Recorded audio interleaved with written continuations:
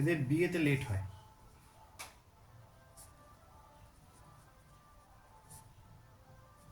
দেরি হয়, বিবাহ দেরি হয়।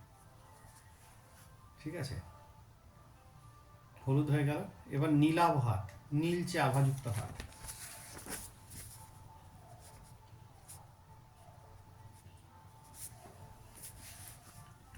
এরা একটু অলস প্রকৃতির, আলসেমি থাকে, কারণ এটা শনি প্রধান হাত, লিখে নিবি আগে। এরা কিন্তু শনি প্রধান হাত। ঠিক আছে, হলুদেরটা যেটা বলে দিই, ওটা কিন্তু কোনো গ্রহের প্রভাব থাকে না। ঠিক আছে, এখানে কিন্তু কোনো গ্রহের প্রভাব বিচার করতে হবে না, কার আন্ডারে পড়ছে। নীলচেতে যেহেতু শনির একটা প্রভাব থাকে, এদের অলস কুঁড়েমি থাকে। এদের কোনো কাজে ইচ্ছাটা কম হয়, অনীহা থাকে, কাজকর্মে অনীহা,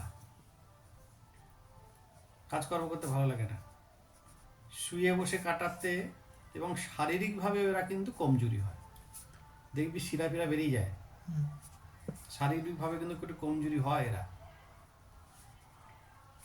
আর অত্যন্ত ডিপ্রেশনে ভোগে। অত্যন্ত ডিপ্রেশনে ভোগে। এরা এই হাতটা কিন্তু কিছুটা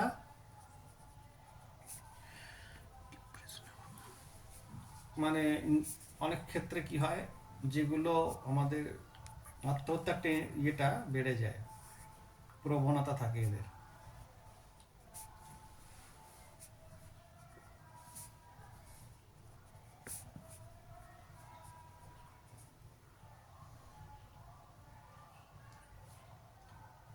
এরপর হচ্ছে কালচে হাত।